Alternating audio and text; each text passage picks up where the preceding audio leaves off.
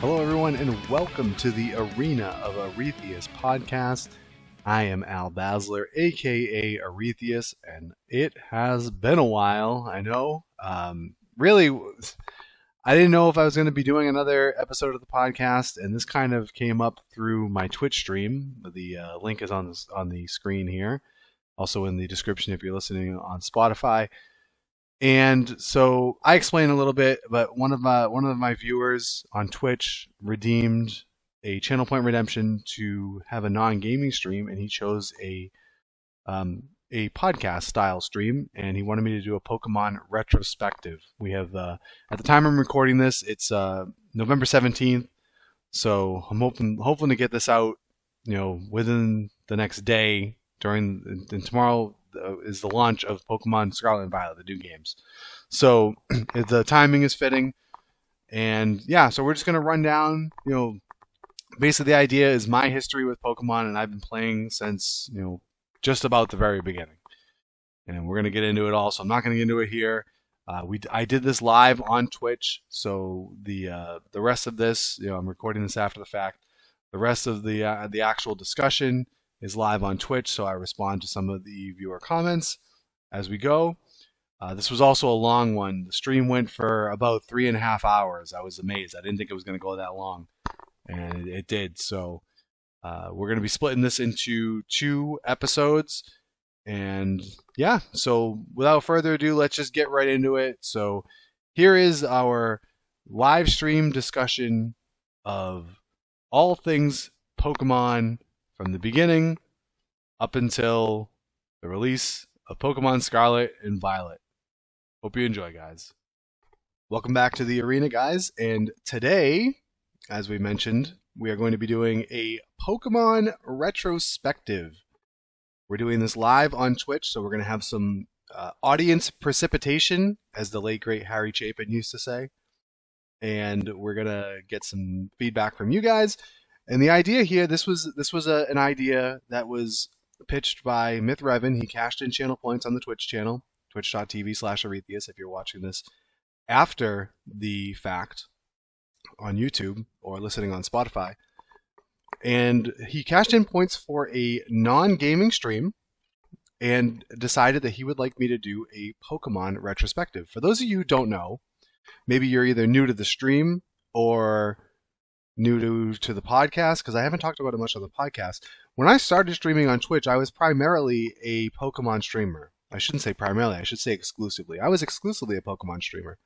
I primarily focused on doing competitive battles and that stuff. And eventually I got a little bit burned out on it, and then started to branch out into more of a variety sort of stream. And we've gone back to Pokemon here or there. I've always enjoyed a good Pokemon battle. So, with the impending release, and as we're recording this, it is the day before the launch of Pokemon Scarlet and Violet, the new Generation 9 Pokemon games.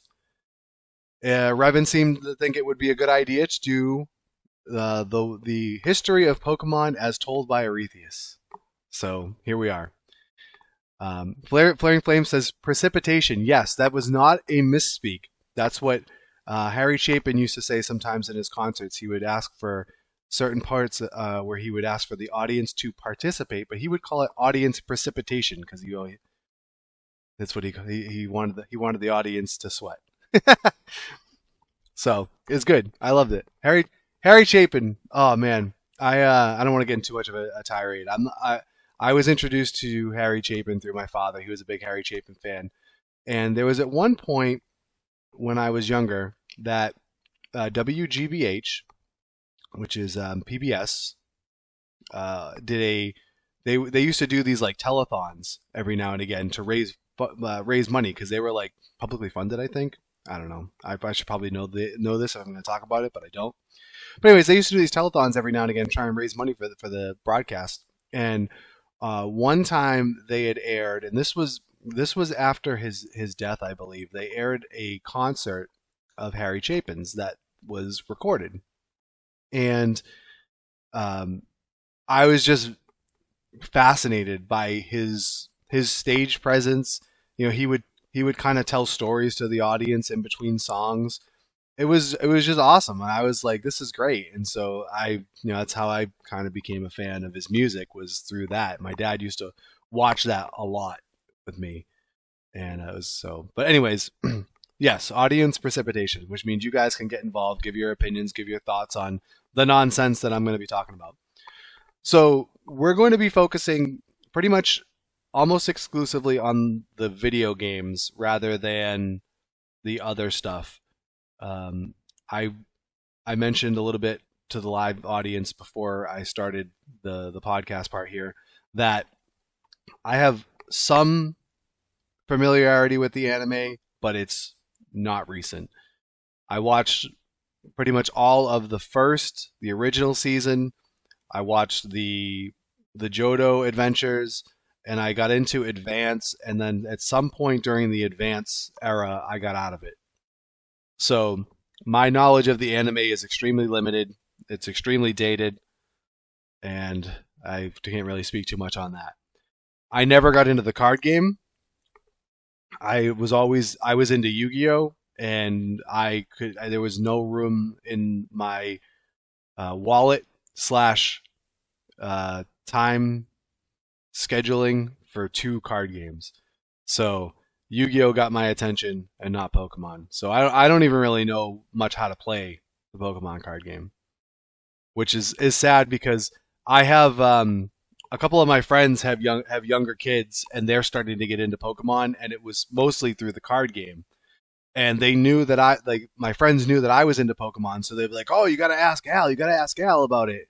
And I can't help them with the card game. You want to get if they want to start playing the video games, they can talk to me. But card game, I can't help them with. I can tell them which Pokemon are on the cards. That's about it. Revan's here and says, "I enjoy collecting favorites, but I don't play the card game." Yeah, yeah. So same. I don't know. I don't. I didn't ever want to get into collecting it because, and maybe this is part of the reason why I do enjoy the Pokemon games, is that I do have that kind of collector's mindset. And if I do start getting into some kind of a hobby that involves collecting things, I start to go to the extreme with it, and I have, and not to be cliche, but gotta get them all. But yeah, I was that way with Yu-Gi-Oh. I was I was with that way when I started collecting comics, and it's bad news for me. So my bank account doesn't appreciate it. Flair says, "I found quite a bit of younger kids actually like the card game better. It was strange when I was seeing that." It's tangible for them. I think that's part of it. It's easy for them to get a hold of some of the cards, and I don't know. I mean, the barrier for entry is probably actually higher for like legitimate usage of the cards, but just to collect the cards, I mean, collectible cards have always been a thing, whether they were a game or not. I mean, when I was a kid, and it's still somewhat popular, not quite as popular as it was when I was a kid, and even the generations before me. But like baseball card collecting was always huge.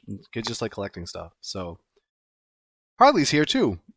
I've seen season 1. I think Jesse and James is a funny duo. Also, Magikarp. Yeah, that's you're getting about to the extent of my anime knowledge. So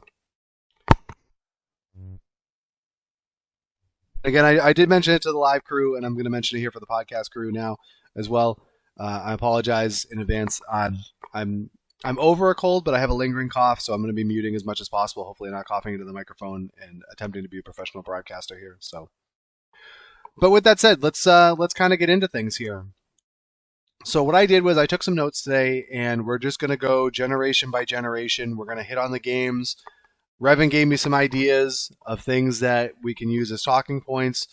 For example, on every generation, I'm going to give my ranking of the starter Pokemon, and I did this by the final versions of them. Maybe I should have done it by the actual Pokemon that you get to start.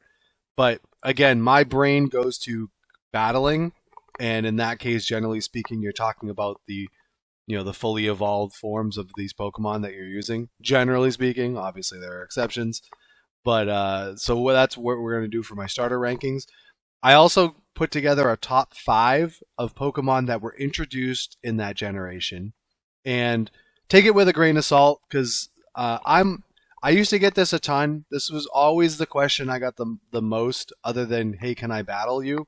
when I was doing battle streams. Is what's your favorite Pokemon? And it was always like an impossible question for me to answer because I I have such trouble picking favorites of almost everything. I think it's some of the OCD of how my brain works. But I put together a list of 5. I tried to put them in an order, but it's fluid, and you guys can see, and we'll keep this in mind when I'm giving these. I put some emphasis on the aesthetic, and then there's some of them that I have an affinity for because I've used them in on battles and in teams, and I like them for that reason. So it's kind of a mix. And then we'll also just touch on some general things for each generation. Some of my own memories of playing some of the games.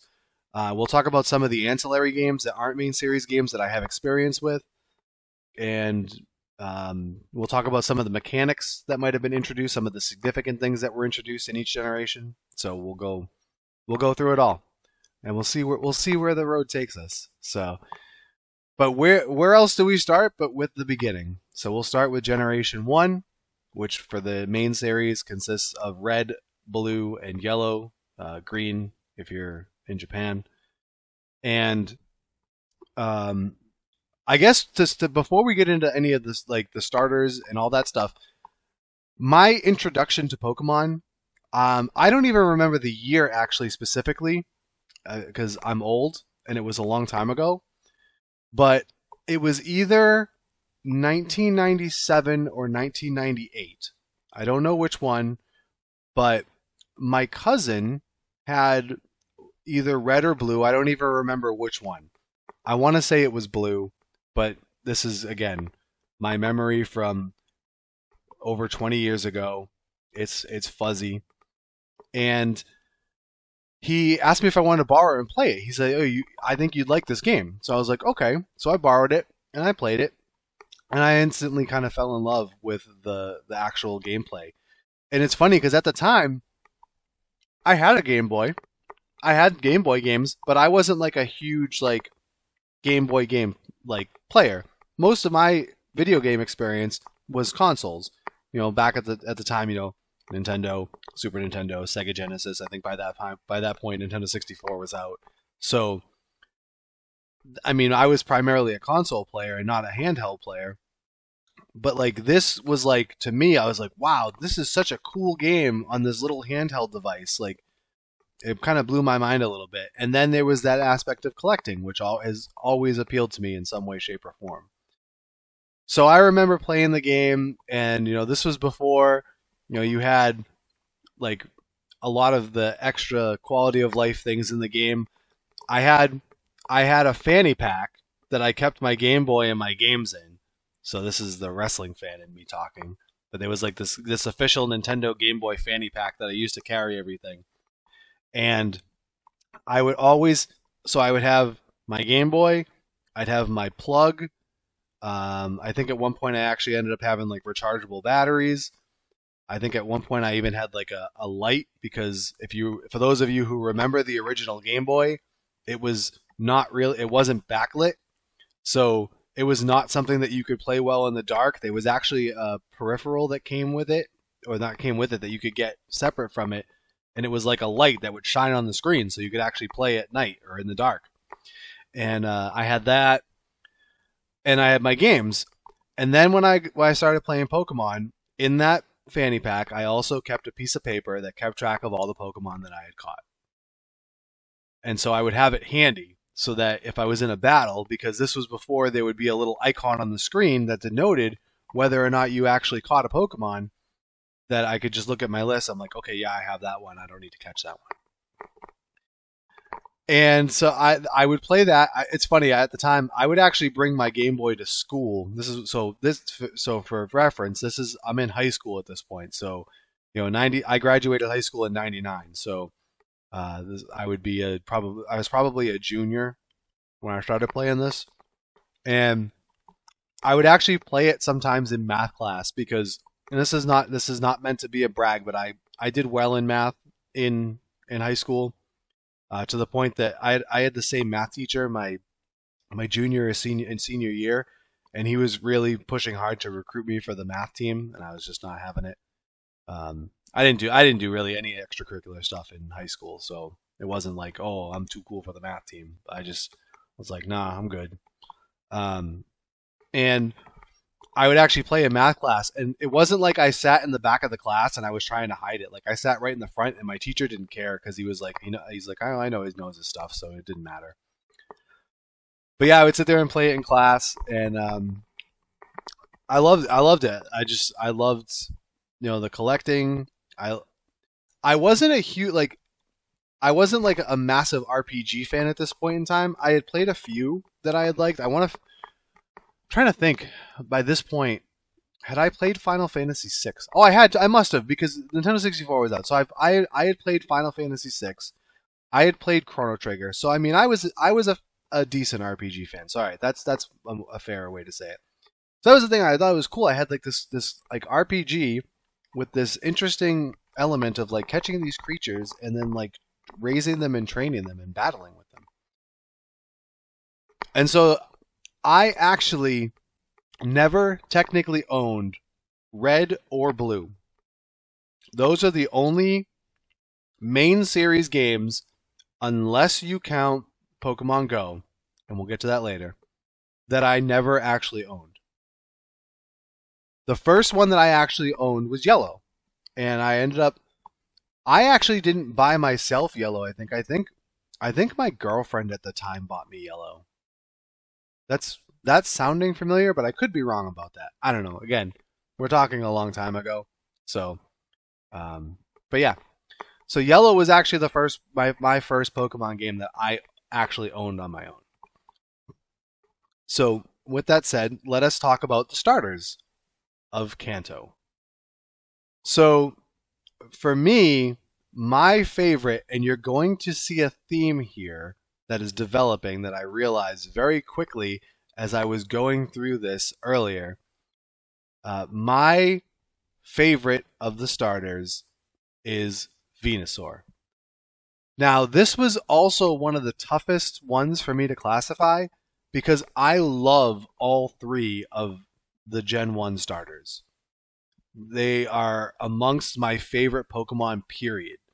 And I think it speaks to how well Game Freak did with choosing the original starters, because honestly, I think most people have an affinity, even if it's not to all three of them, but to one. If you've been a long time Pokemon player, especially someone who played the original, you might not even be a super big Pokemon fan, but if you played the original, you know anything about it, you know Bulbasaur, you know Squirtle, you know Charmander, and you probably like one of them. But yeah, so Venusaur is it for me. I put Blastoise as number 2 and Charizard as 3. And with that being said, though, again, I love all three of them, and you'll see how that factors in a little bit. But Blastoise for me, I've always enjoyed using. He was a staple on a lot of my teams as a defensive Pokemon, and I guess this is somewhat of a spoiler. So we recorded an episode of Trash and Treasures podcast. Let's talk about X last weekend, maybe it was last Friday, I think, and the theme for that was Pokemon versus Digimon, and we talked about like what. And again, this is probably Trash will maybe be mad at me for maybe spoiling a little bit, but we would compare a Pokemon to a Digimon that were somewhat similar and kind of give our opinions. And we talked about Blastoise came up in discussion, and one of the things I thought was interesting is that aside from the fact that it's big and kind of bulky, it looks like it should be an offensive Pokemon. It's got these giant hydro cannons on it coming out of its shell. It feels like it should be this like offensive juggernaut, but oftentimes you'll see it more defensive than anything. But anyways, that's my quick thoughts on the three starters. We'll get a little bit more into them as we go here. Let me catch up on chat a little bit. Revan says, my brother got into the Pokemon anime, and that led to both of us getting the games. I can't remember which we got but we split. One red, one blue. I remember game sharping infinite rare candies and stuff. I never completed the Pokedex. I was not a Pokedex completionist for a long time, which is probably seems odd for me. At least for the later games, because I don't know, like I didn't feel like I needed to actually complete the Pokedex. I just needed to get my stuff that I needed, but I still did like to collect stuff, so it's weird. It's a weird thing. Let's see. Flair says all of the Charizard purists are dying inside. I mean, Charizard's very polarizing these days because it gets a lot of love from Game Freak, and there are some people that are thrilled by that because they love Charizard, and there are some people that are angry at that because they're tired of Charizard. So, Revan says I like Charizard more when I was younger, but I've grown a bit tired of Charizard. I think Blastoise would be my favorite now. Overall, I am more meh on Gen 1 starters being a rarity on that front. Yeah, you're a weird person for saying that. I love, and that's another theme that came up in the Let's Talk About X episode, and I really have a deep affinity for a lot of the Gen 1 Pokemon. Even the ones that I don't like as much, I still like. Like, I just feel like the original 151 are pretty awesome. So, I don't know. Again, it's old man Gen 1 bias, and there's a lot of people like me who have it, so I'm not the only one. Blair says, I hate your Blastoise. A lot of people hated my Blastoise. It's annoying. It's tanky as hell. But it's a Blastoise. It's what it does. So we'll talk a little bit more about I think I hit on most of my Gen 1 memories. I wasn't playing, competitively. I pretty much was only playing alone. I didn't have, that's the thing. So for a while into me playing Pokemon, I didn't have friends that really played the game. Even my cousin who got me into the game didn't really play much past that first one. So I really didn't have a lot of friends to play the game with, to trade with, to battle with, none of that. So it was mostly just me, collecting and just doing my thing and battling whatever battles I could find in the game. So it's for me, it was hard for me, because like I said, for a long time, I just didn't. I mean, part of it for me too, I think, was also when I got into Pokemon. I mean, I was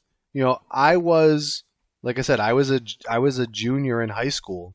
So you're talking, 97. I'm 16 years old, and Pokemon, was very much, marketed and targeted towards a younger demographic. So it was also different when I was that age as to kind of for like teenagers now. And I'm gonna sound like an old man here, but being a game nerd or whatever, or a geek, was not as mainstream accepted as it is now. So there was kind of that societal pressure. It's not crazy, but I mean, these games and stuff are for kids, and as you get to be a teenager, getting towards to be an adult, you shouldn't be doing this anymore. You should be doing other things, and it's I don't know, I just want to play my games. I don't know. So that's also part of the reason why I didn't have probably that many friends that were playing that were into Pokemon. The other thing too is, because I also had this weird dichotomy when I was younger. I really, and it's still holds true today. My two biggest passions as far as hobbies go are gaming and sports. And so growing up, a lot of my friends were big into sports and maybe less so into games. And so that's, those two, paths didn't intersect as much. Now it's not as much of a deal. So, but just a reference for that. Let's see. Revan says Nidoking is my favorite Gen 1 Pokemon. Other than that, I don't particularly think of any. Gengar and Scyther, I guess, as well. I never got Gengar in the original games because of trade evolution. Yeah, trade evolutions I was never a fan of. Guess what? Because I didn't have anyone to trade with, which I guess we'll get to as we go on, as we get into Gen 2. But I had to find my own ways around that. I guess another thing worth mentioning for Gen 1 is Pokemon Stadium. I was a big fan of Pokemon Stadium. I thought it was really cool that you could play Pokemon battles on your N64. I liked everything about it. There was a period of time that I thought the coolest job in the world would be the guy who does the announcer voice for Pokemon Stadium. That was my aspiration in life. I never quite made it there. But those of you who have seen some of my Pokemon battle streams know that I will throw in one of those lines every now and again in the middle of a battle because it stuck with me so much. I love Pokemon Stadium. And for the original Stadium, I never connected my games to it. I just played with the rental Pokemon because I was like, oh, at that point, I might not have even had Yellow yet at that point, so I didn't have my own. But I enjoyed the game. Super fun. So before we get off of Gen 1, Revan says here, I even bred a shiny Nidoking. Love the blue. Like back in the day or currently? Because that's more impressive back in the day. So my top 5, and we'll go where I thought I'm going to go from 5 to 1 in the way that I listed them. But again, there's wiggle room in here. It's not like a hard and fast. Some of these are a lot easier for me to put than others. So Gen 1 was definitely my hardest one to narrow down to 5. But the 5 that I picked were Charizard, Blastoise, Venusaur. Yes, all 3 starters are in my top 5. I mean, there were a lot of times within the last several years that I would have teams that had all 3 of them on it because I just enjoy them that much. And then my top 2 to round out my top 5 for Gen 1, Alakazam, because for me, Alakazam, it's one of those ones that I'm not super in love with his design, but I love Psychic Pokemon. I've always liked Psychic Pokemon, and I really enjoyed using him. I used him as a staple on a lot of my teams for a long time. Focus Sash Alakazam is something I really enjoy. It was very annoying to play around sometimes for people, and with Magic Guard and Focus Sash, it was one of those things that I could bring it in whether there were hazards on the field or not. Its Focus Sash would still be preserved, and it could still do some fun stuff. So, big fan of Alakazam. And then my number 1 Gen 1 Pokemon is Dragonite. I don't know if Erkenhelm is here, but if he isn't, I probably just put the Erkenhelm signal out because he would agree that Dragonite is awesome. And for me, I was a big fan of Dragonite. I thought it looked cool. I know some people think it looks a little derpy, but I like Dragonite. I used it a lot, especially once it got multi-scale. It's just a cool, nice little Pokemon. It can do some really nasty things. Dragon Dance Dragonite is scary at times, and I liked it. I even don't mind the shiny version of it, and this is also my affinity for the color green. I know a lot of people don't like it because it's more of a forest or an army green, and it also has purple under the wings, so green and purple. I'm sold. But yeah, so Dragonite tops my list of Gen 1 Pokemon. But there's a lot of honorable mentions that I could bring up. I love Snorlax is one I love. Arcanine I like a lot. I mean, I could go down the list. It would take too long for me to talk about all the Gen 1 Pokemon I like. So yeah, it's there's a reason why. I mean, most people have an affinity for where they start, but I just think top to bottom, Gen 1 has the best roster of Pokemon top to bottom. In my opinion, again, everyone's entitled to theirs, but for me, it's hard for me to go through and look at one that's awful. I mean, again, you could go oh, Magikarp sucks. Okay, yeah, great. Let's see here. Revan says probably around Gen 6 or 7 was when he did the Nidoking. Has a hidden ability, and I never got them in Gen 5. Nice. Blair says, sometimes I think you mean all the time. I think in reference to me using Alakazam. It wasn't all the time. It wasn't all the time, but it was quite frequently. And Sethius too. Yeah, Sethius was a big Dragonite fan as well. Revan says, I started with Gen 1, but it's generally amongst my least favorite of gens. So, the only thing I'll say is this. I love Gen 1. I love the region. I love the Pokemon. I love pretty much everything about it. But I find it really hard now to go back and play the original Gen 1 games because of everything that has been added that isn't in Gen 1. If you can look away from that, if you can get past that, I still love those games. And I still love Kanto. I love the Pokemon, all that stuff. But I've gone back twice now, I think in the past 5 or so years, and have played Yellow. I think Yellow both times. And it's hard. It's hard to go back and play those without some of the things that have been added since. So I could see that. But I mean, that withstanding, like taking it in its time and not trying to take it now and go back to it, it's up there. It's up there for me. But we'll talk about that. Super Famous Guy is here and subscribed. Thank you very much. Appreciate that. 12 months with the Emerald Knights. Thank you, sir.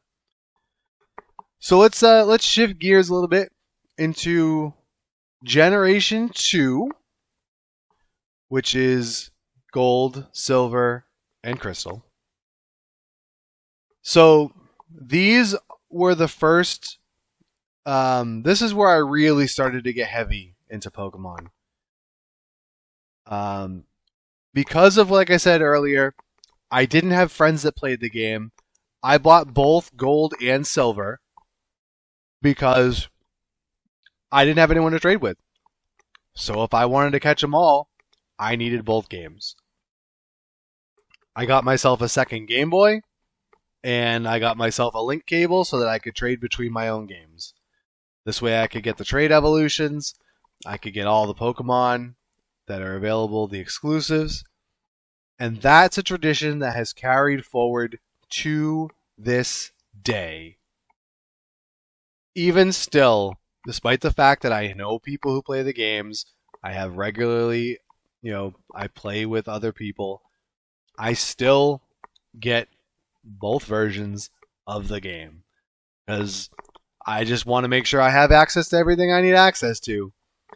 I don't know. It's weird. And I've talked about this. Our pal Bicky Boru, who pops in from time to time on stream, will talk to me about Pokemon, especially as these Scarlet and Violet have been coming out, or getting ready to come out. And he's asking my thoughts about it. And he was also one who would oftentimes get both versions, and he said that he wasn't going to do it this time because he was afraid that he was going to, repeat the mistake that he did with, I want to say it was Brilliant Diamond, Shining Pearl, but I like having both of them at my disposal. So it's something I mean, it started from necessity, and now it's just convenience. That's all it is at this point. Let's see here. Revan says, it got me into the series, but when I think I should play Pokemon, none of the Gen 1 games are top of my list. That's including the Gen 1 remakes, Fire Red, Leaf Green, and Let's Go Eevee and Pikachu. Don't get me wrong. I don't go back and play the old games generally.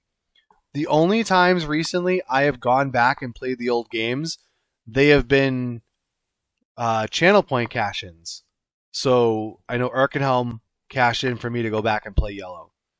And I think Zex had me do Heart Gold, randomized. Revan, you had me do Black and White 2, hard mode.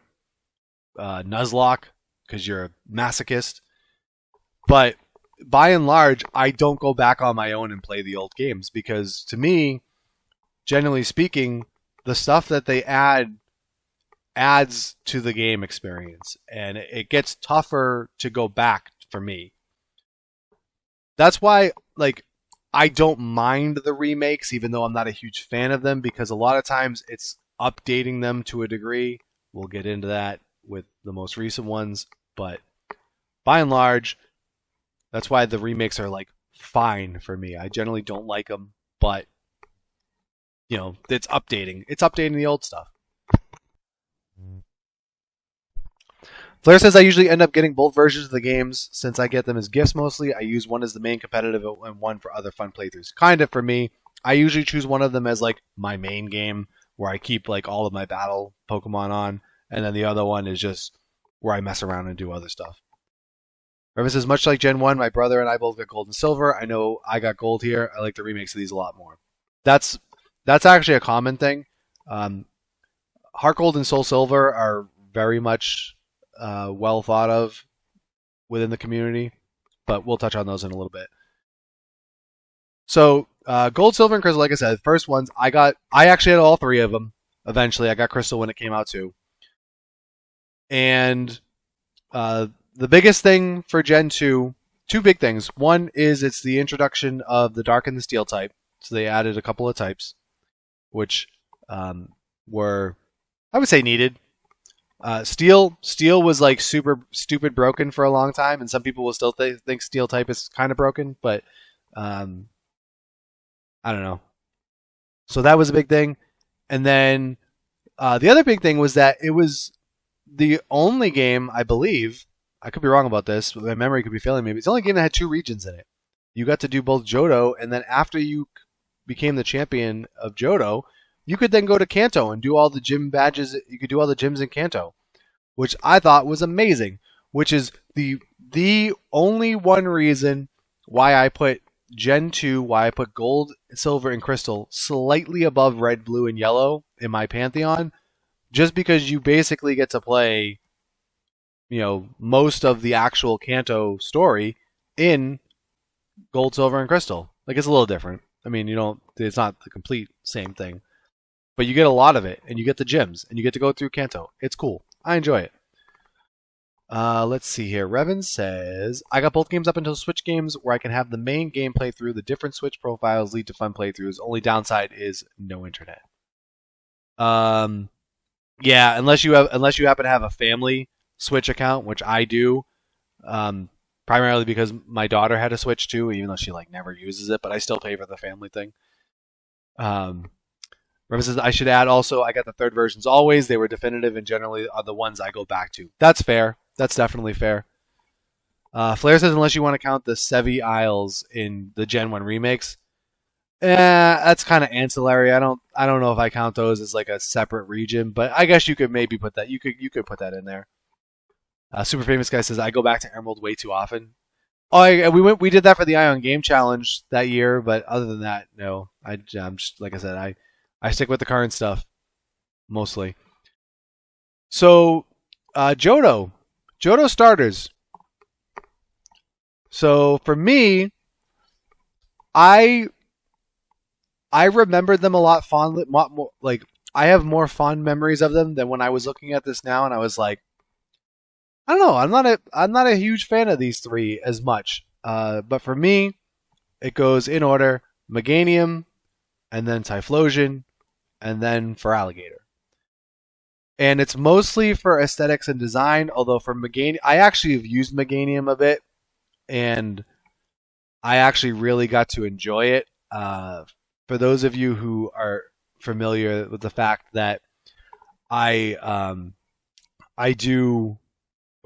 used to be, I should say I used to be, because I haven't done it in the last like couple of years since COVID hit. I used to do the PAX Pokemon League at PAX East, and for a while I would almost always do grass gyms. And there was one year that my team was all grass starters. It was literally, well, it was five grass starters, and then I used Leafeon with the justification. This was before Gen 6. This was during Gen 5, with the justification being that you start with an Eevee in, was it Gale of Darkness? Is Gale of Darkness the one you start with Eevee? So I was like, okay, that's my justification. So yeah, and my Meganium was like a kind of annoying tank, and it was fun, and it's different, and you don't see a lot of people use it, so I enjoyed it.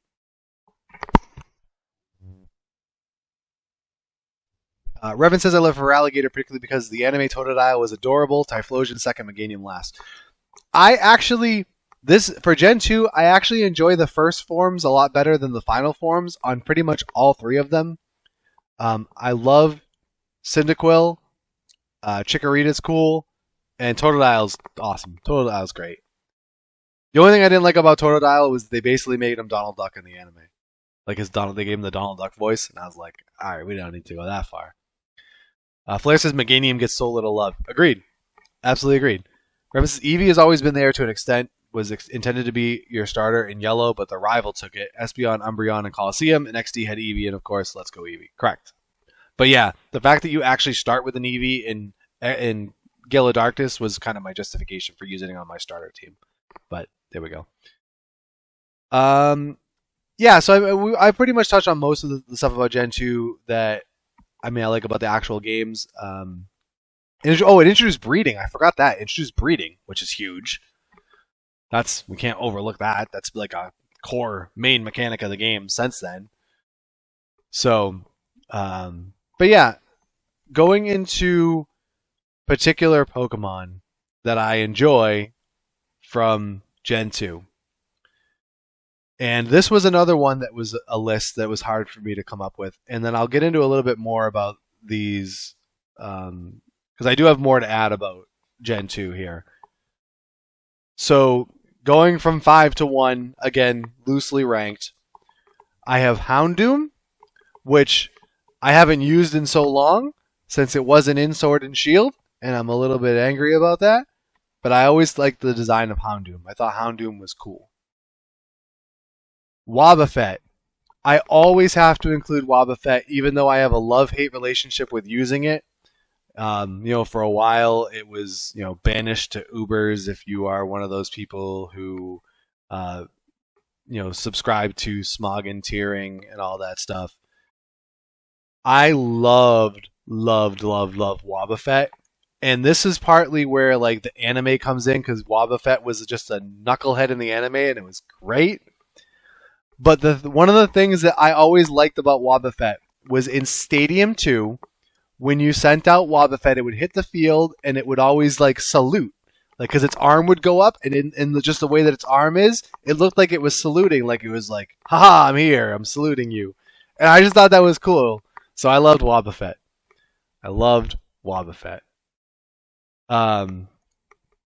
So Wobbuffet always is there. But one of the things is so Gen 2, and I'll touch more on this in a little bit, was the first time I ever tried to put like an actual team together. Even though, again, I didn't have anyone to battle with, it was just me battling against the computer and stuff like in the game. But I wanted to put together a team, and because I loved Wobbuffet so much, Wobbuffet was on my team. And this was back like before I knew a lot about raising Pokemon and everything, and training and alternative methods of training. We'll say that. I literally raised a Wobbuffet from level 1, because I believe back in the level 5, right? It hatched at level 5 back in the day, right? Level 5. From level 5 to level 100 by actually having to have it battle and like subbing it out, because Wobbuffet cannot directly damage anything. It's a nightmare. But I still love it, because Wobbuffet. So, even though I have that PTSD from that period of time. So continuing on with my 5, and I'll catch up with you guys in chat. For me, in the 3 spot is Espeon. It's tough for me to include Espeon and not necessarily Umbreon, because I do like them both. But if you made me have to pick one, I would generally side with Espeon. One, because I actually love its shiny. It's green. I used it for a lot because it was green. It reminds me of Carbuncle from Final Fantasy in its shiny form, which I think is cool. And I used Espeon a ton, and we'll get to it later because I don't want to jump ahead. But when we start talking about different kinds of battles, Espeon was a superstar for me, and we'll touch on that in a bit. In the 2 spot for Gen 2, I have Tyranitar. And Tyranitar is a fairly popular Pokemon, I think. It's fun. I like it. It looks cool. It's effective. You can do a lot of different things with it. I just kind of like Tyranitar. So Tyranitar makes the list for me. And then number one, which is one of my most used Pokemon in battles for a long, long time, was on a lot of my teams, was Scizor. I always liked the design of Scizor. I thought it was cool.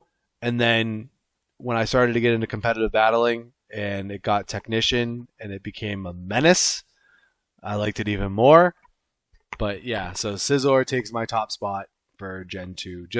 If for no other reason, just the sheer amount of times that I've included it on teams. So getting more into the team aspect, and when I said I made my first team in Gen 2, so this is my first attempt. Again, I had no idea what I was doing. Move sets, all that stuff. I was like competitiveness, not at all factored in. I just picked stuff that I liked, I thought was cool. So my first ever Pokemon team that I put together consisted of Mewtwo. Yes, I was a dirty Mewtwo user because why not? I didn't know any better. Scizor, Umbreon, Wobbuffet, Dragonite, and Snorlax. That was 6, right? Scizor, Dragonite, Umbreon, Scizor, Snorlax, Umbreon. Oh my god. I'm losing track now. Did I name 6? I think I named 6. It was the first time I ever gave Pokemon nicknames. For a while, I wasn't a big nicknamer. But yeah, that was my original team of Pokemon that I tried to put together. And I had. It was funny because at that point, that was around the time that Stadium 2 was out, and you could play like the Game Boy Tower, so you could pop your game in there and you could actually play it on the TV, which I thought was amazing. And so like I would bring my game over to I would bring my 64 sometimes even over to my cousin's house. So it was my cousin who got me into the game had 2 older brothers, and we all used to hang out a lot. And actually, the oldest of them, for those of you who have seen other episodes of the past, is my cousin Ian Forts, who's been on several episodes of the podcast with me talking sports. And so yeah, I actually bought them versions of Gold and Silver to see if I could get them in to play with me, and they played a little bit and never really got into it. So. But I would bring it over, and I would play there. I'd do the Game Boy Tower stuff, and I was like, working on my team, and that was. I have very very fond memories of Gen 2. As much of a grind as it was for me, because I was mostly playing by myself, and I was literally battle leveling everything from like 5 to 100 as I was trying to raise everything. Yeah, that's the grind, baby. That's the old school grind. Let's see. Let's get caught up on chat here. So Flair says, no, there's nothing special about breeding. Not that big of a mechanic. No, never. No one ever breeds. Revan says, Tyranitar, Donphan, Scizor, Feraligatr are my standout favorites for that gen. I like Donphan a lot, actually. I used it a lot, and one of the things I liked it is that it had access to both Stealth Rock and Rapid Spin, which I always enjoyed Pokemon that had both of those because it could kind of serve as your setter and your clearer at the same time, which was always nice. So I am actually a fan of Donphan. Super Famous Guy agrees that Houndoom is amazing. Yes, I knew I liked you for a reason. And Super Famous Guy redeemed for a dad joke. We're not doing redemptions today. We're trying to keep it to the podcast, but I'll refund your points for that. But he gives his own joke here. Why did the Miltank cross the road? I don't know. And I don't know if I want to know the answer, but I'm sure you'll enlighten us. To get to the other side. Oh boy, yeah. All right, so he paid for and delivered his own dad joke. Zexus here says denied. Yes, denied. I did disable all of the can we ban him? Blair says, oh no, listen. Dad jokes are all right. We like dad jokes. We are appreciated here. Yeah, you guys. For you guys who are here live, I did disable the sound things, and you're also not seeing the alert notifications, all that stuff, because like I said, I don't have it set up on this this thing that I usually use to record the podcast. Great Gen 2 Pokemon. Miltank? I actually like Miltank. I do like Miltank. I was always fascinated with Miltank, and Miltank was one of those ones that I think I got an affinity to actually because of the anime. Because Whitney wiped the floor with Ash with it. And I was like, wow, this thing must be awesome. And I'm like, Miltank's pretty cool. So, Blair says, I think Miltank and Whitney still give plenty of people nightmares. Yeah. So I think that covers most of Gen 2. I did mention briefly Pokemon Stadium 2. Pokemon Stadium 2 was a lot of fun. You had the rentals, you had the gym leader tower, you could play the mini games, whatever. And you had the ability you could actually play your Pokemon Game Boy game on your TV. Fliss says, Super Famous Guy says, I didn't know its moveset and I got whipped. Yeah, it happens. That's one of my favorite things, and it always has been about games like this. Yu-Gi-Oh! Falls into that category. I've told this story time and time again, but I'll mention it quickly here.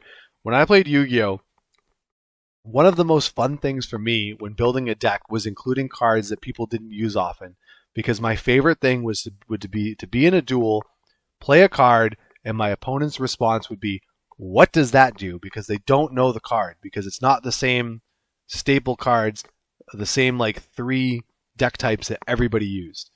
And Pokemon for me sometimes falls in that similar mindset. There's not always as much element of surprise with Pokemon. A lot of Pokemon, they kind of do their thing and people know what they do and they don't deviate too much from what they do.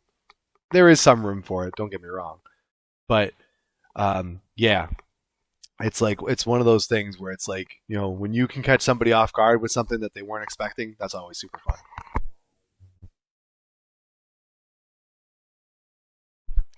Super Famous Guy says Yu-Gi-Oh! Is great when you don't play experienced players. I mean, I don't know about that, man. That's just picking on people who don't have as much experience. That's rude. That goes for any game. You're just picking on people who aren't as experienced.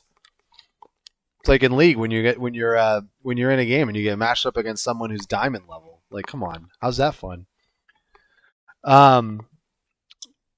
So Gen 2, I have very, very fond memories of Gen 2, and it will arguably be my favorite gen. I still do kind of differentiate the original 151, but Gen 2 to me is one of my favorites of all. That brings us into Generation 3. Generation 3, so Ruby, Sapphire, and Emerald. Notable things from Gen 3.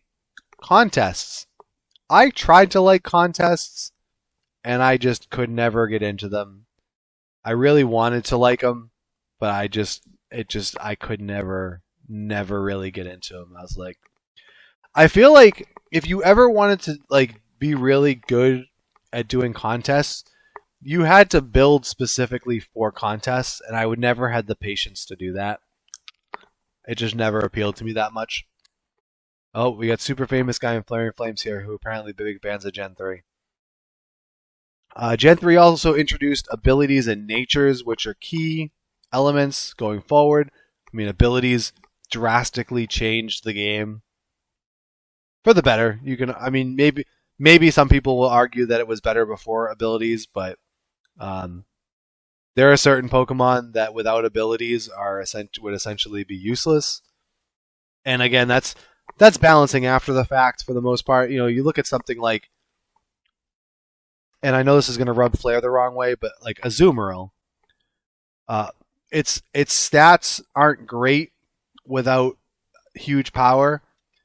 Granted, there are other things you can do with it, but so its stats are balanced for the fact that it has that ability.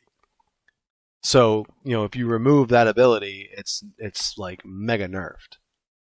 If you're building it as an attacker. If you're not building it as an attacker, you have other options. But I'm just using that as an example because it was one of the first huge power Pokemon that I thought of. Plus, I use multiple kinds of Azumarill. Yes, you do.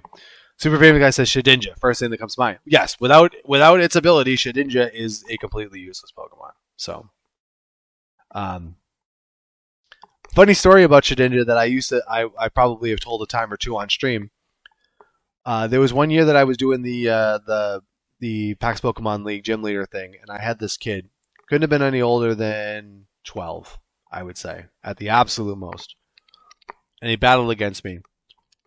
And his team consisted of Aurethious and 5 hacked Shedinjas to have Sturdy as their ability, I think. Was that what it is? I forget what it was. I think it was Sturdy. So the general idea was that because it had only had 1 hit point, it was basically immune to things. The real problem that poor child came to was that my team had Leech Seed and Stealth Rocks, so every Shedinja that he sent out immediately met its demise. And he wasn't a fan of that. I also had to tell him that he probably shouldn't use that team against anybody else because it was technically an illegal team. But Ari making children cry at PAX. I didn't make him cry. But he did regret some life decisions at that point. He thought his team would be unstoppable, and then he came up against me, and it was bad news. But yeah, it was definitely with Sturdy. So that's always one of my funny Shedinja stories I always tell.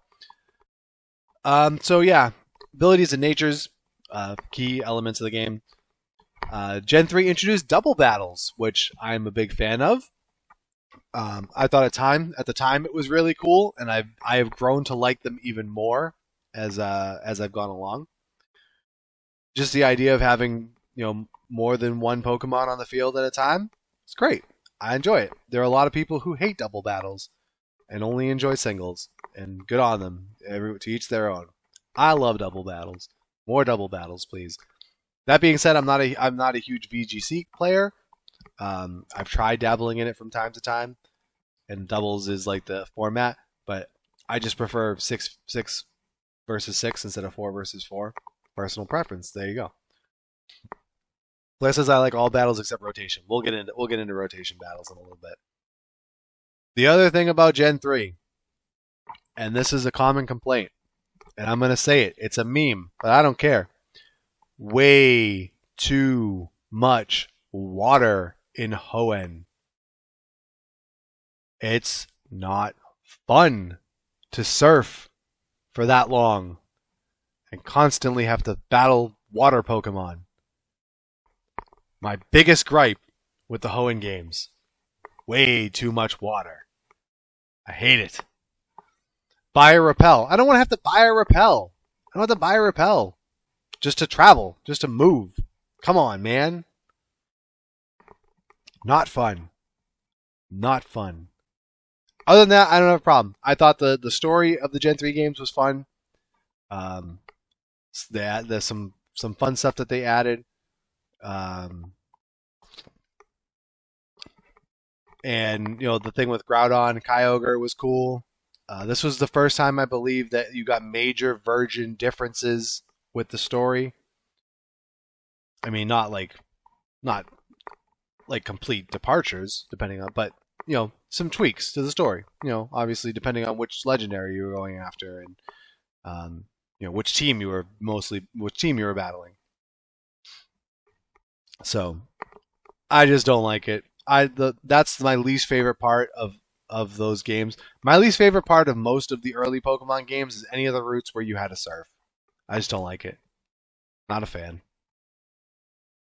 So yeah, so those are the kind of the bullet points on Gen 3. So as we get into starters, it's weird. I think people like the Gen 3 starters, but I'm not a huge fan of the Gen 3 starters. They're fine. This is kind of an arbitrary listing, and it was really hard for me to pick a favorite. And so I went with Sceptile as my favorite. And only because I really got to dislike Blaziken more than I like Sceptile. Although I did put Blaziken 2 on this list. I'm just not a huge fan of Swampert. It's okay. I love Mudkip. I'm just not a huge fan of Swamp because Sceptile's green. Listen, it's really not the color. I again, you're gonna notice this. I like grass Pokemon, and I'm weird in that way. Not a lot of people like grass Pokemon. Grass is an awful type offensively. It's kind of not a great type defensively either. I happen to like grass types. Um, but yeah, I like Sceptile. It's fine. And this is I'm talking base form. I'm not even considering megas or anything like that. Like we'll talk about megas down the road, but um, yeah, I think Sceptile's fine. Blaziken is cool. I think Blaziken's design is great. Um, Blaziken, once it got speed boost, became super frustrating, which is why it got banned a lot of places. And then, like I said, Swampert's whatever. It's not terrible. It's just there. I'm not like passionate one way or another about Swampert, but it is what it is. So here's where I started having trouble coming up with top 5 lists. I was starting to find it at this point. I was really struggling to find 5 that I really liked enough to put into a top 5. So the last few on some of these top 5s you can kind of take with a massive grain of salt, but I tried to find some reason to justify putting them in. So going 5 to 1, I struggled mightily with a 5 on this, and eventually I settled on Swellow. I actually kind of like Swellow. It's actually one of the few of the the normal flying or like the generation birds that I actually kind of like. I like Pidgeot. Pidgeot's cool. But I think Swellow is actually kind of cool. So I included Swellow, and I've used it a few times. Not lately, obviously, because it wasn't included in Sword and Shield. And you could do some fun things with Guts and Facade with Swellow, which is always cool. Super famous guy says Aggron better be on there. Well, you'll see. My number 4. This is going to be a really weird pick, and this is literally just a quirky personal preference of mine. Castform. Its design is funky, but it's such a weird niche Pokemon that I kind of like it, and I've always wanted to find ways to make it work. And whenever I made one, I always kind of had it be a catch-all weather setter. Like I would give it Weather Ball, Sunny Day, Rain Dance, and Hail to let it just be this weird like weather wizard sort of thing. And it's not great. Trust me, Castform's not a great Pokemon. But I just kind of like it. The one thing I've always thought was weird is that it doesn't have a form for Sandstorm. It doesn't have a rock form for Sandstorm. Like it doesn't get like a rock version of Weather Ball. It's weird how that works. So I was like, why not? Why wouldn't it? I don't know. But yeah, other than that, it's just it's just one of those odd personal preferences. For 3, I put Metagross, and like design wise, Metagross is fine. Like it's not. I don't think it's like the coolest looking Pokemon ever, but I don't know. Something about it I kind of like. I've always kind of liked Steel types. And again, I'd like Psychic types, even though like not many people focus on the fact that it's a Psychic type. It's just always thought of as Steel. And I don't know. I just think it's fine. It's pretty. Flair says I'm waiting for Absol to be admitted as a favorite. No, this is my top 5, not yours. Number 2, I put Flygon, and I know a lot of people prefer Salamence to Flygon. I've just kind of always liked Flygon. I liked its design.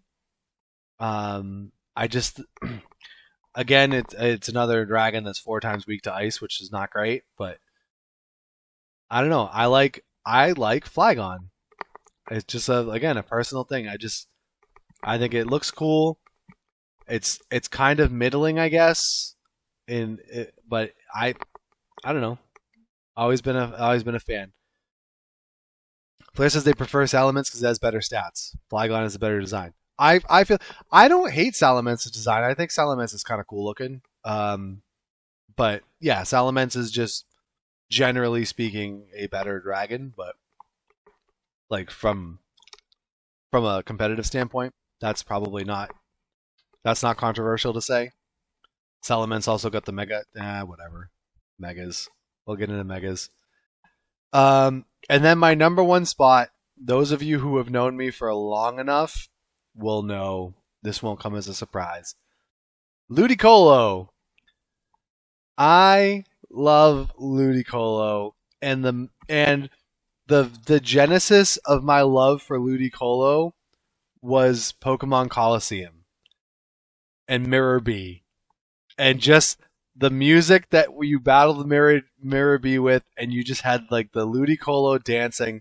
I just fell in love with that thing. Where's our Mirror B music? Yes, we need it. We need it. So I'm a big fan of Ludicolo. I've used it for a lot. Zach's not a fan of Ludicolo. Trash gave him PTSD with Ludicolo. I love Ludicolo. It's just I don't know. It's goofy as hell, but I'm a fan. Give me Goofy. I like Goofy. So, but yeah, so that's my top 5. Yes, there was no Aggron. Yes, there was no Absol. Yes, you can riot. It's fine. It's my list, not yours. But yeah, so other things to note on Gen 3, this is where you had the first remakes. You had Fire Red and Leaf Green. Those games were fine. They're totally fine. Nothing offensive about them. Nothing like super amazing about them, other than the fact that you could relive Kanto if you really enjoy Kanto on the Advance, which was cool. It also introduced Coliseum and Gale of Darkness. Now these are worth talking about a little bit. These games were pretty great, honestly. It was the first console true console Pokemon style RPGs.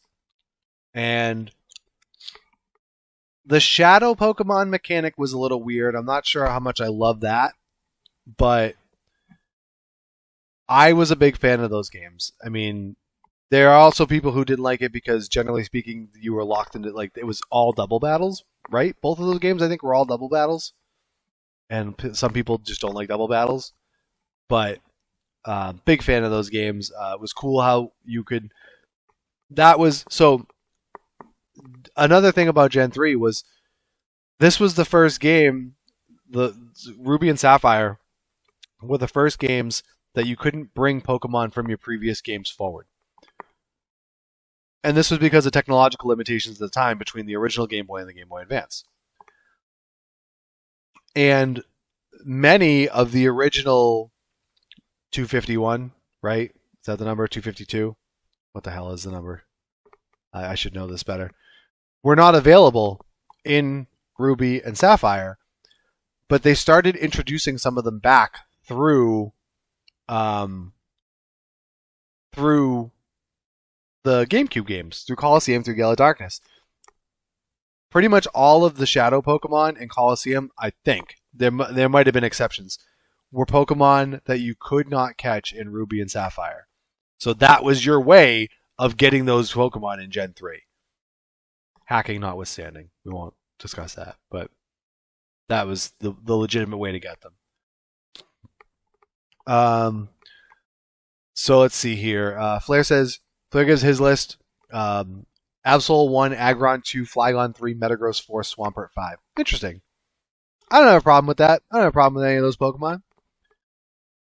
Let's see. Super Famous Guy, glad that Aggron got mentioned there. Flair says we need more games like XD. The storyline was wonderful. I love the Shadow Pokemon. I think the storyline was great. I mean, it was good. Fine. Some people like it. Maybe some people don't. I think the Shadow Pokemon was weird. I don't think it was bad. It was just weird. Pokemon Go is Shadow Pokemon? Let's not. Yeah, we'll touch on Go lightly later. So yeah, and then the only other thing I want to mention from Gen 3, just because it is a game and I did play it, was Pokemon Channel, and I actually played it on stream not too long ago, maybe within the last like year and a half, maybe. Um, Pokemon Channel was weird. You watch TV with a Pikachu. There were shows with hosted by various Pokemon. Wobbuffet did a quiz show, I think, which was great. Psyduck was the news anchor, right? It had the Pichu brothers actual like video, like the cartoon. I never played it a ton. I did actually own it. I actually bought it. I don't know what the hell was wrong with me, but I bought it. But and then, I mean, it was by that point. I mean, I don't know, like, Psyduck is the answer. Psyduck is the anchor. Slowpoke with the weather. Yeah. Okay, right. I mean, that is not a game that was targeted to me, but I thought like, hey, it's Pokemon. I like Pokemon. Let me at least check it out. And yeah, not a solid buy. That was a game marketed towards someone at least half my age at that point. But it is what it is. So yeah, so that's pretty much Gen 3. I am again. Gen 3 has a lot of love from a lot of people, and I get it. There's a lot of great things about Gen 3, but I don't have a problem with Gen 3. I just don't have quite the affinity for it that a lot of people do. But it's up there. It's up there. I mean, there's again. I don't aside from the fact, and it's the meme and then minor nitpick about too much water, too many water routes. Other than that, totally fun games. Totally fun games. Super famous guy says Smeargle could be on my list for Gen 3. It could, but was it? But Smeargle was a Gen 2 Pokemon, wasn't it? Wasn't Smeargle introduced in Gold and Silver? I do believe. I could be wrong about that.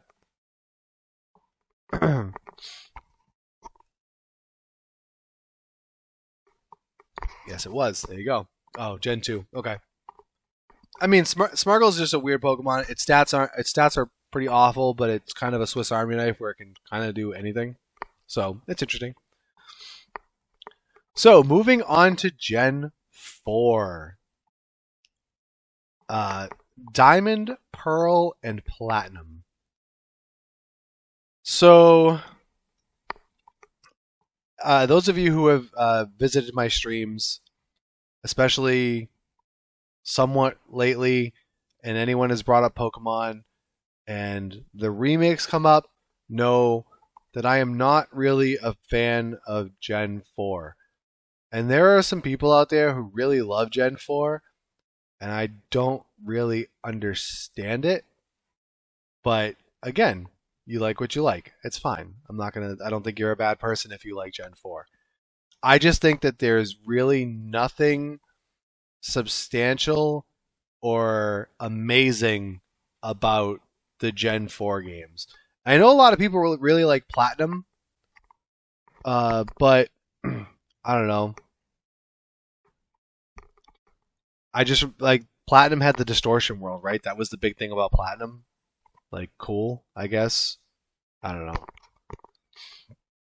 But anyway, so some of the real big thing, the biggest thing about Gen 4, and the one thing that I think is the most important aspect of Gen 4 is the fact that it ushered in the split in moves between physical and special.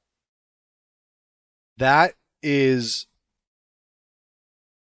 maybe it seems like a minor tweak, but that is such a major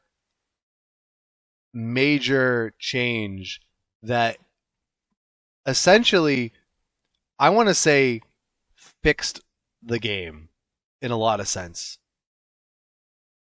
If you look at before this, moves were either physical or special depending on their type. So, for example, all normal type moves were physical. All water type moves were special. Blair says Gen 3 Absol wishes it was a Gen 4 Absol. Yes, it does. The one that I always go to when I talk about this is Gyarados. Gyarados has a fantastic attack stat and a really bad special attack stat. But it's a water Pokemon, so you want to give it a water move.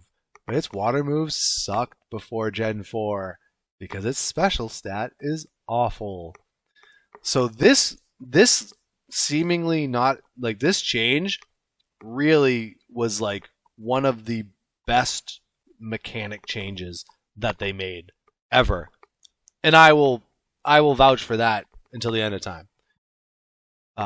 It added such an element to the game. It made the game a lot better. So that is the one thing that Gen 4 can hang its hat on. If you're a Gen 4 fan, okay, I'll give it to you on the fact if your selling point is because of the physical special split, I'm on board. Let's see here. Flair says Gen 4 was a weak generation for games. Platinum made some good ground, changed up the story a little bit as well. Yeah, I just don't remember enough about it. And again, a lot of it for me is recency bias. So, by and large, Gen 4 is not counting the remakes because I played those fairly recently, but before the remakes came out, I had played Gen 4 further back than any other generation. Because between remakes and other playthroughs of stuff, Gen 4 was furthest back in my mind. So I remembered less about Gen 4 than I did about other things. So I don't remember much about the story. I didn't remember much about the differences that Platinum brought. And I definitely didn't look it up for this. Because I just don't care about Gen 4 that much. Super Famous Guy says Diamond and Pearl had really bad Pokedexes. Yeah, I won't argue with that. And you'll actually kind of see that when I go through my top 5. Let's see. Flair says pre-Gen 4 Gyarados is for spamming Hyper Beam. Kinda, yeah. And Super Famous Guy says your only fire type was Chimchar until after like 2 gyms. Flair says this is true for most of the games actually. Yeah, which is weird. You would think fire would kind of be more of a prevalent type since it's one of the 3 starter types, but it's the least prevalent of the starter types, which is weird. You would think there would be more, but anyway. So, getting down to the starters, this was like a whatever starter group for me. But I went with Torterra first. Again, there's the grass type. And I don't know. Torterra's fine. Not my favorite grass starter, but it's fine. And then I went Infernape 2, Empoleon 3. I want to like Empoleon, but I just don't. There's something about it bothers me. I'm just not a huge fan of it. And Infernape, I actually think the design is fine. Again, I know there's the firefighting starter meme that Infernape falls into, but I don't know. I think Infernape's fine. But Torterra tops it for me. Flair says I think Litleo is the only early fire type there is. That sounds about right. Flair says Torterra is the best Pokemon from Gen 4. Which is overall best Pokemon. Interesting. It didn't make my top 5, but followed closely by Luxray. I like Luxray a lot. It also didn't make my top 5. Super Famous Guy says you can get Ponyta Arcanine easily. Yeah. They're the exceptions, I think, too.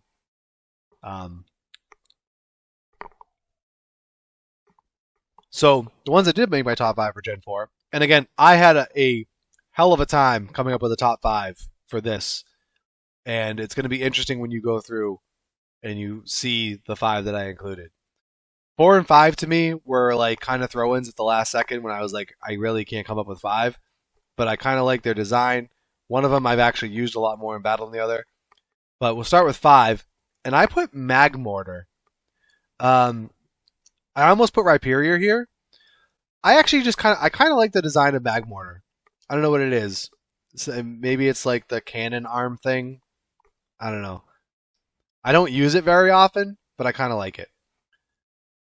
4 is Electivire. Go figure. I put Electivire and Magmortar here together. I do actually like Electivire a lot. Funny story. I actually at one point named one of my main characters on City of Heroes Electivire until I realized I hated the fact that I named one of my City of Heroes characters after a Pokemon and changed it. But yeah, I kind of I like Electivire. Got much better with Motor Drive, and I don't know. Electivire actually for a long time was one of my favorite electric types. In the 3 spot, I put Lucario. And I know a lot of people really like Lucario. I put it in here because one of the things I like about Lucario is it's very versatile. A super famous guy says me, yes, I know you like Lucario. Lucario is very versatile. You can do a lot of different things with it. You can go physical, you can go special. It's, I think his design is pretty cool. It's popular, so I usually don't like to include super popular ones, but Lucario is pretty cool. I don't know. It makes my list. Number 2, I put here primarily because for a long time I used to use it on a lot of my teams. I just like it. Hippowdon. Go figure. I like a tanky Pokemon, but I like Hippowdon quite a bit. I don't use it as much as I used to, but Hippowdon to me was always fun. It was a good lead. You know, you get sand going. It gets access to stealth rocks. It's pretty bulky. You can do some fun stuff with it. So I'm a fan of Hippowdon. And then my number 1 Gen 4 Pokemon, which I know would probably not make a lot of people's lists, is Roserade. I actually really grew to like Roserade a lot. I want to say in Gen 6. I started using it a lot. I had a shiny Roserade, which I was a fan of because it was green. It also had like the purple and pink flowers, which kind of fit my color aesthetic. But I really enjoy Roserade a lot. I know Zex has some PTSD with Roserade because his never would hit Sleep Powder. But I like Roserade. I think it's cool. One of the reasons that I really started using it, and it's funny, I named Zex says never. I named my Roserade Ion actually because it looks like it has a domino mask on, which reminds me of Green Lantern. So I actually named it Ion in honor of Green Lantern. So it also is I have an affinity for Roserade. So I added it. It makes my list. Again, I struggled mightily with a top 5 of Gen 4 Pokemon. I'm not a big fan of Gen 4. Let's see. Flair gives his list. Says Torterra 1, Luxray 2, Hippowdon 3, Roserade 4, Lucario 5. All right, we have quite a bit of overlap there. If Lucario was green, it would be your number 1. Listen, not all of my number 1s are green, man. Come on. No Garchomp. No, I'm not a huge fan of Garchomp. Garchomp's like a great Pokemon competitively. Don't get me wrong, but because everyone liked to use Garchomp so much, it made me not like it.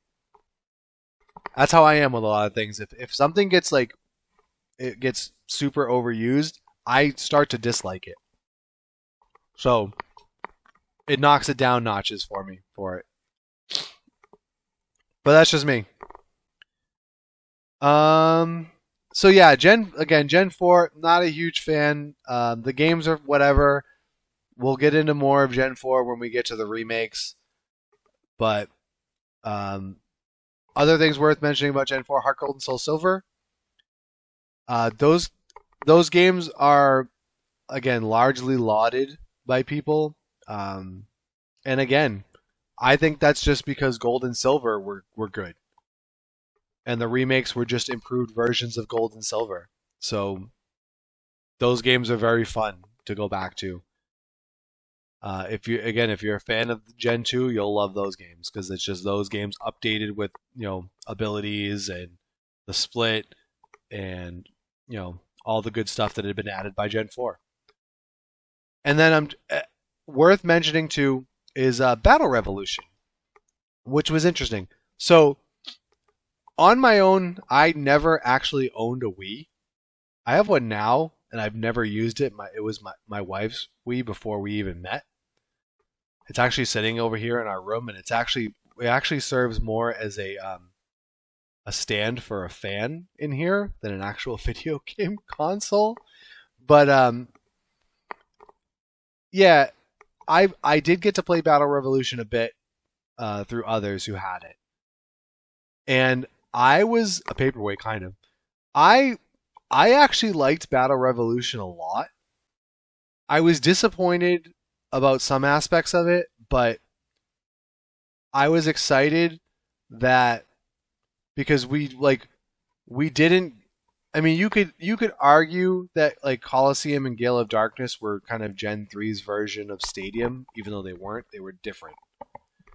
But I wanted like a Stadium type game back, and we got that in Battle Revolution to a degree. There was some stuff about it that was like whatever, but that was one of the first times that I actually did online battling was in Battle Revolution against other people. So, right? Because that was a thing in that, wasn't it? I want to say it was. God, I hope it was, or else I'm making things up. But I kind of remember that. So, it kind of has that distinction to it, at least for me. And again, this was before I was like really getting into competitive battling. Like, I had my own like battle versions of Pokemon that I used and teams that I used, but like they weren't good. They weren't good. I didn't know what I was doing at all because I just didn't have people to battle against. Still to this point. Let's see here. Flair says Wii itself didn't have too many good games. I only own 3 Wii games. Yeah, I don't feel like I missed too much with the Wii, to be honest with you. I don't feel like I missed a bunch. So, Super Famous Guy said that was his first console. Interesting. Showing your age. So yeah, so there's not much else really to talk about with Gen 4. It is what it is again. Biggest thing to ever come out of Gen 4 again was the physical special split. Everything else was just, it was there. It was a Pokemon generation that existed. Although other people love it. So, whatever. Moving on to Generation 5. This is another weird one for me because again, it starts to get into that fuzzy point where it's been long enough since I've played it that I don't remember a lot of specifics about the games. At least as far as like the story goes and certain things about it. So we're talking about Black and White. And Ignite, Super Famous Guys. Yeah, we'll get to the starters. We'll get to the starters now. So I'm probably going to catch some flack for this, especially with what I'm seeing in chat. I think overall the Gen 5 starters are the worst group of starters ever. I'm not a real fan of any of them. Not a one. So when I had to rank them, it was like, which one do I hate the least? And Grass won out. Superior. I put Superior 1. Gen 4 starters take that crown for Super Famous Guy? No. Because I think Infernape is fine. I think Torterra is good. And Empoleon is just not great. But I think across the board, like, if Superior didn't get Contrary, I mean, what do we got? Nobody would use any of these. Nobody uses Emboar. Nobody uses Samurott. And Superior only really gets used because there's the Contrary gimmick set with it. So, I don't know. I think Superior's design is fine. Emboar is okay, but it's not great. and I hate Samurott. I love Oshawott. I think Oshawott is adorable. Samurott is a terribly designed Pokemon. So, and it's just not good. I mean, it's like I feel like I feel like it should be a rule that starter Pokemon should at least be decently viable competitively, and like Samurott's garbage. It makes no sense. What, the evolution between Oshawott and then up to Samurott? Kind of. But you can make that argument sometimes with a lot of them. Why did it go from 2 legs to 4? I mean, a lot of them do that. Or they go the other way. They go from 4 to 2. That's actually more of a complaint. A lot of times you hear people complain that so many things start 4 on 4 and they go to 2. But this one went the other way. But again, whatever. I'm not a fan of Samurott. So this was another one that I did struggle to come up with a top 5. So working back from 5, I threw Galvantula in as 5. I know Flair kind of likes Galvantula, or at least he likes using it in battle. I don't know if he actually likes the Pokemon itself. Galvantula is kind of fun. Its design's kind of cool. It's an interesting type, electric bug. But it was like one of those I have to figure out a 5th, and I couldn't figure out a better idea than Galvantula. 4, I put Crocodile. I think Crocodile is kind of cool. I do also kind of like dark Pokemon, so that's a thing that helps in its favor. I mean, I don't have like, I'm not passionate about Crocodile, but it's cool. 3, I threw Jellicent in, and the main reason I did is because I did use it quite a bit competitively, and I had some fun with it. It's another one of those really annoying tanky Pokemon. So I guess it's like a theme that I like annoying tanky Pokemon. But which is funny because I don't generally enjoy playing stall, so go figure there. But I do kind of like Jellicent. More specifically, I had a shiny male, which is green. Go figure. That I use a lot, and I had fun with that. Number 2, I actually put as Seismitoad, and it was interesting. Seismitoad came up in discussion on the Ion Game Corner Discord recently when there was talk about Pokemon who become more useful or more popular because of the fact that they didn't include all of the Pokemon. And there's something to that, but I've kind of always liked Seismitoad. I just think it's kind of cool. So I don't have much more to say about it than that.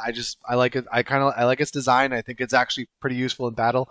There's a couple different ways that you can build a Seismitoad, even though it's generally used more defensively. But yeah.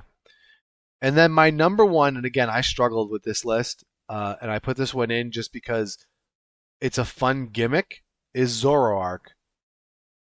And for a long time, I kind of used Zoroark as like my de facto favorite dark type. And I don't know. There's some real fun things that you can do in the right team composition with a Zoroark.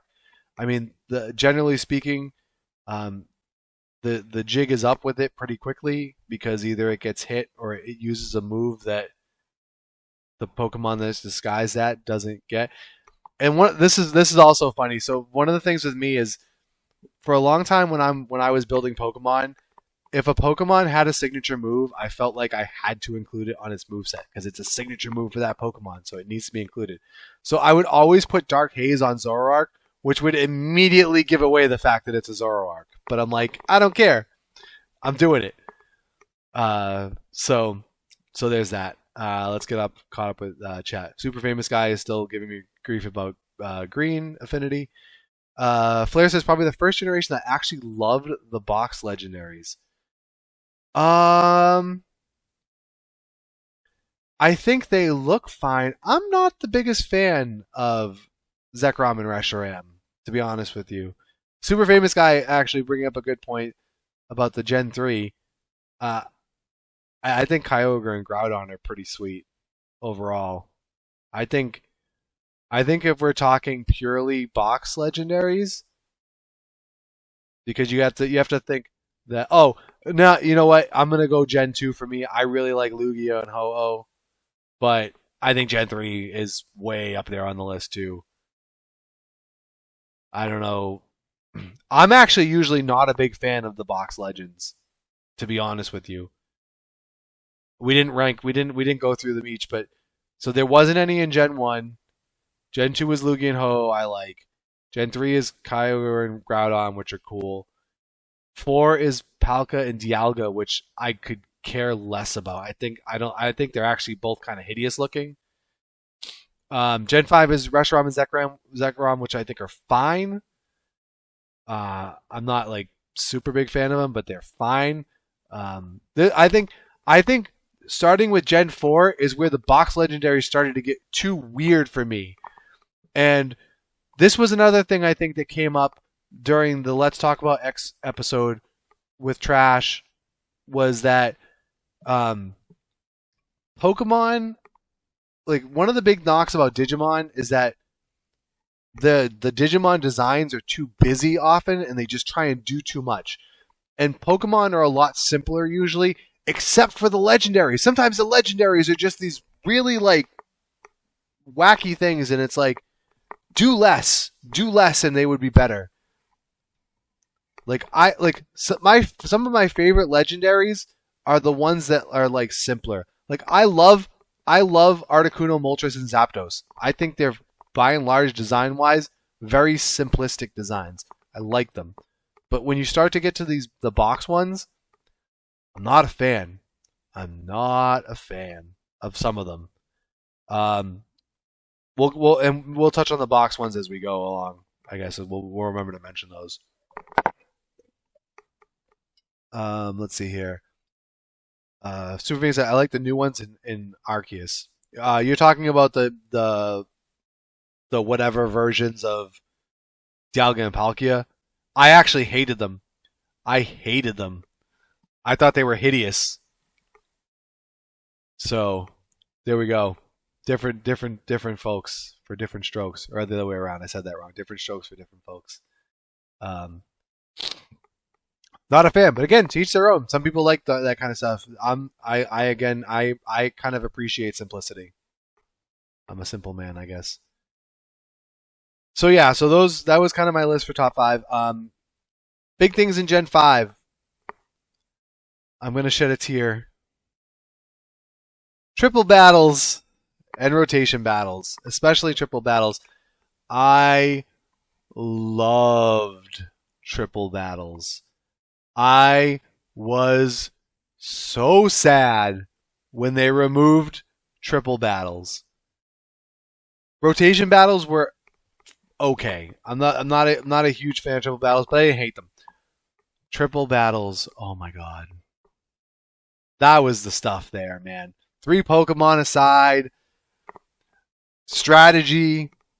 You haven't once played a triple battle? Oh my god, what's wrong with you? Go back to, when was the last time? Gen 7, right? They were in Sun and Moon, weren't they? Go back and play some triple battles. Oh, they're great. You had strategy involved because only certain moves could hit all the way across. So if you had your Pokemon on, it's going to look weird because on the left side, I'm going to try and do it on screen. On your left, you could only hit the opposing Pokemon on the left of their formation or in the middle. I'm doing this wrong. But anyway, you get the gist. For the people on Spotify who are like, what the hell is he doing? So you could only hit the Pokemon either directly across or one spot over. The middle Pokemon could hit all 3. So if your left Pokemon couldn't hit the right Pokemon, is it in Showdown? I mean, it had to be. I'm the wrong person to ask about Showdown. I don't play Showdown. There were no triple battles in Showdown? Oh, you know what? That shouldn't surprise me. Because Smogon never did triple battles as far as I know. So that shouldn't surprise me at all. Um. Anyway, so like certain moves, like most flying type moves, could hit all the way across. So your left Pokemon can hit the one on the right. Um. And like if you had a middle Pokemon that had a spread move, it would hit all three. Whereas like Rock Slide, if your middle Pokemon used Rock Slide, it would hit all three. It would also split the damage up amongst three rather than like two. But like your left Pokemon, your right Pokemon would only hit the one across and the one in the middle. So there was a lot of strategy involved in positioning your Pokemon. You could actually swap positions, use your turn to swap two Pokemon with the one next to it. There was a lot of fun stuff with it. And this is where I get to do the callback to Espeon. I used Espeon as my anchor Pokemon in triple battles for a long time for two reasons. One, the one that I used a lot had dual screens, so it had reflect and light screen. So it was really cool because it would set up screens for the team, and it also had magic bounce. And when you would actually go and do like random battles online, because triple battles was the one place you could go on the battle spot and actually do a legit 6v6. Because singles would always be 3v3, doubles would be 4v4, triples would be 6v6. So if you wanted to do a 6v6 battle, you would do a triple battle. So you could actually go online and find random people on the battle spot to do triple battles. I would say probably 75% of people you would battle would bring Darkrai because there weren't limits on what you could bring. They would bring Darkrai, they would put him in the middle, and they would Dark Void because it would put all three opposing Pokemon to sleep. I would have Espeon there. It would bounce the Dark Void back at all three of their Pokemon, and it had a chance to put all three of their Pokemon to sleep. And without fail, I would say 99% success rate. When that Dark Void got bounced back and all three of the opposing Pokemon went to sleep, they would immediately quit. Which would always make me laugh so hard because it's like, oh, so it's okay. It's okay for all three of my Pokemon to be asleep. But if all three of yours go to sleep, that's grounds to quit the game. So I used to get no end of joy in doing that. It was the best. It was the best.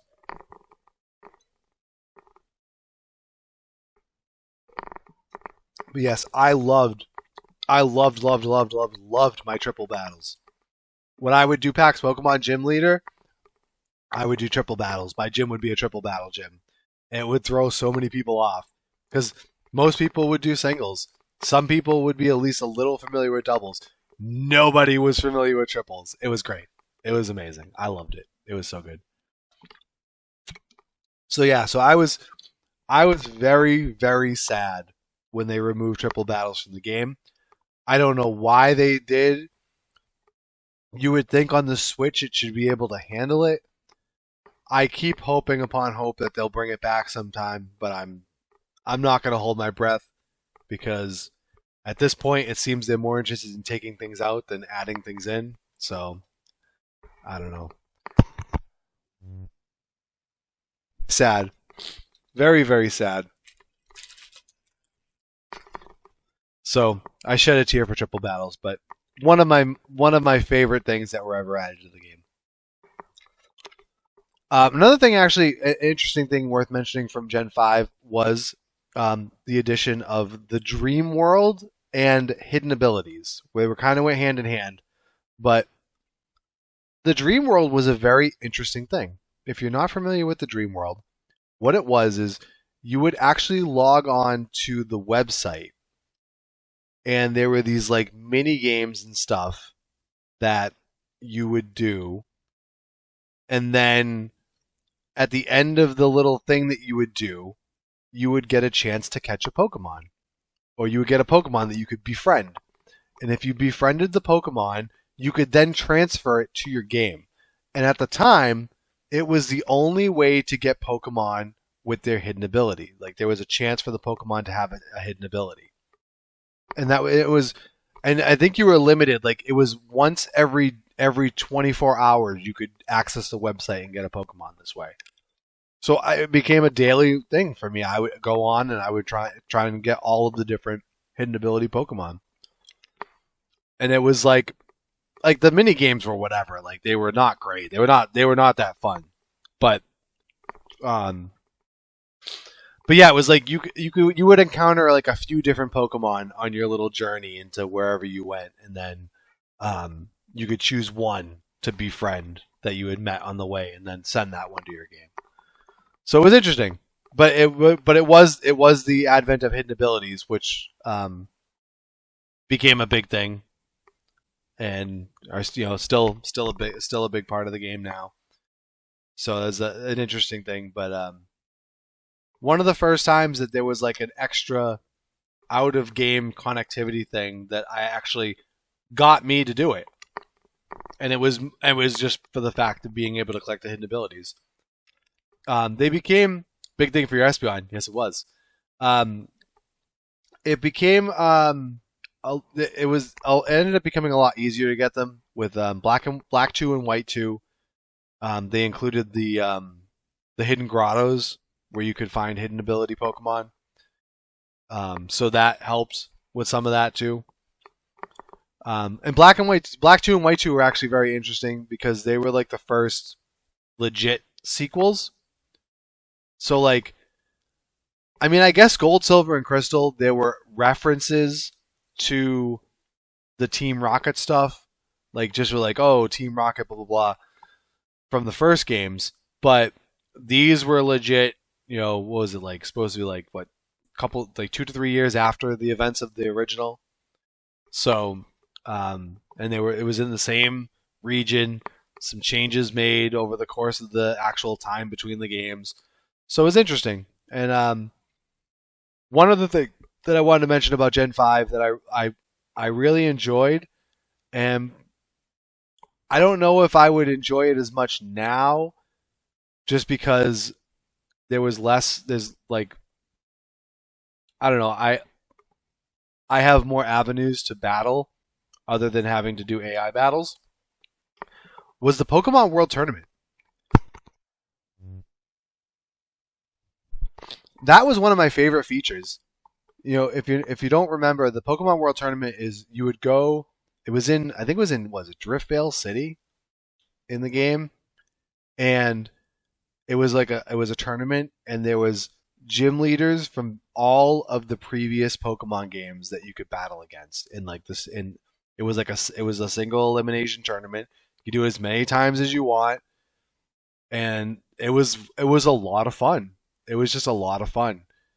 So it's one of the things I wouldn't mind seeing them bring back, that kind of thing. But again, I don't know how much I would use it as much because, like I said, I'm not as reliant on battling the AI as I once was. Maybe I'm also thinking of that too because the Gen 8 Battle Tower was atrocious, which maybe I didn't even think of that when I was going through stuff, but because I think I actually did a lot of like Battle Tree in Gen 7, but yeah, Battle Tower in Gen 8 is really bad. But maybe we'll touch on that in a little bit. So yeah, so I think that's pretty much all the major points on Gen 5. All right, there you go. That was part 1 of our Pokemon retrospective. We covered generations 1 through 5 on this episode, and so we're going to split this up, and we'll have the rest of it starting with Gen 6 up until present on the next episode. So not much more to get to here. We'll just before we wrap, as always, we like to let you know that if you want to catch any of my live streams, you can catch me at twitch.tv/Aurethious. I stream, generally speaking, 4 days a week. I've been doing a lot of City of Heroes. We're going to be taking a little bit of a departure into that as you're listening to this. If it's close to release date, we're going to be doing Pokemon Scarlet and Violet now that they're going to be coming out. And then we'll also sprinkle back in some City of Heroes and some other stuff. But it's been the primary game for me for the last couple of months. It's been mostly what I've been playing. So if you're into that, then hopefully you come join in. And if you're into Pokemon, if you listen to this, you might be into Pokemon. So come join me for the playthrough of Scarlet and Violet. It should be a lot of fun. You can also catch me on Twitter. It's twitter.com/Aurethious, or at Aurethious on Twitter. Mostly I don't post a ton on Twitter. It's mostly just, kind of when I'm going live and other stuff like that. Every now and again, I might have something that I think is important enough to put on Twitter. I've never been that person who can just randomly spout things out on Twitter, everything thought that goes through my head. Maybe I need to get better at that if I want to do this whole social media thing, but for now, if it's a good way for you to keep track of what's going on my stream and when I'm going live. And then you can also join me on the Ion Game Corner Discord server. We have our content creator friends doing a lot of fun stuff, mostly on Twitch, some YouTube stuff as well. We have the occasional gaming group that goes on from time to time.